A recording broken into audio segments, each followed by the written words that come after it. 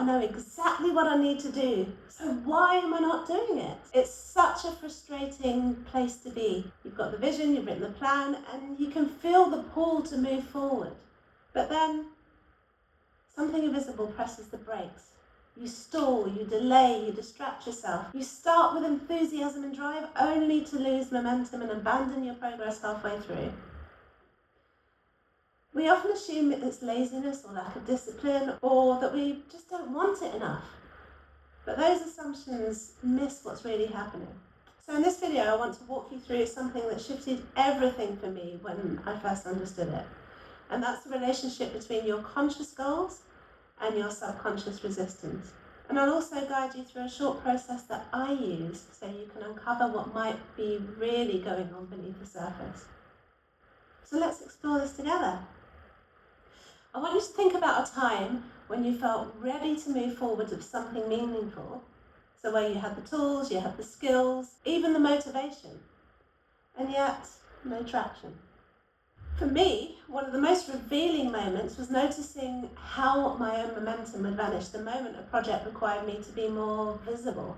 I wasn't actually aware of it at first. I just kept reorganizing, rewriting, refining, and I thought that was just what I needed to do. And it was the next move, the right thing to do.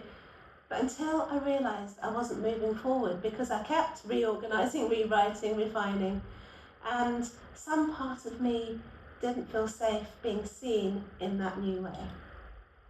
And this is the key. Your subconscious works to keep you safe, not successful. It doesn't care what you want to do, it just wants to keep you safe.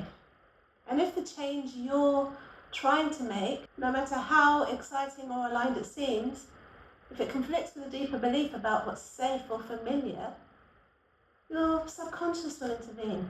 It'll start sabotaging you in subtle ways. So instead of fighting against it, we need to start listening, understanding what it's trying to preserve, what it's trying to keep you safe from. So let's walk through a simple process that can help you do exactly that. It's called the 3-step alignment check, and it's designed to bring clarity to the tension between what you say you want and what another part of you might still be unsure of. So grab a pen or just follow along with the questions. So the first question I have for you is, what do you want right now? And I want you to be specific. The more tangible it is, the easier it is to work with. So instead of saying I want more balance, try I want to finish work at 6 p.m. 3 nights a week. So give the goal shape, something you can see yourself moving toward. The second question, if you were already living this goal consistently, what would that actually change? What might become more visible? What would it shift? Would it change the way others see you, for example? Would it require new boundaries? Would it challenge old roles that you've been used to playing? Because this is where resistance often lives, not in the goal itself, but in the ripple effect that it creates. I used to think my hesitation was about getting it perfect, but underneath was something more vulnerable. The idea that once I put my work out there, I couldn't take it back. I'd be exposed, and that felt risky. The third question, what part of me feels cautious about this? We all carry different inner roles, versions of ourselves shaped by the past experiences. And some of those roles were useful at one time. Some were protective, but they don't always match where we are now. So what identity, belief, or memory could be influencing this hesitation that you've uncovered in the last question? Maybe it's the quiet achiever who learned not to take up space. Maybe it's the caregiver who always puts others first. Or maybe it's the part of you that still believes things have to be hard to be earned. So I don't want you to judge or fix this part. You're just noticing who's still sitting at the table, who's influencing your decisions. So let's take a pause here. What did you notice? Did anything shift or soften? This kind of awareness is what creates space for real change. Because once we stop treating resistance as the enemy and start recognizing it as a messenger, everything starts to feel less heavy.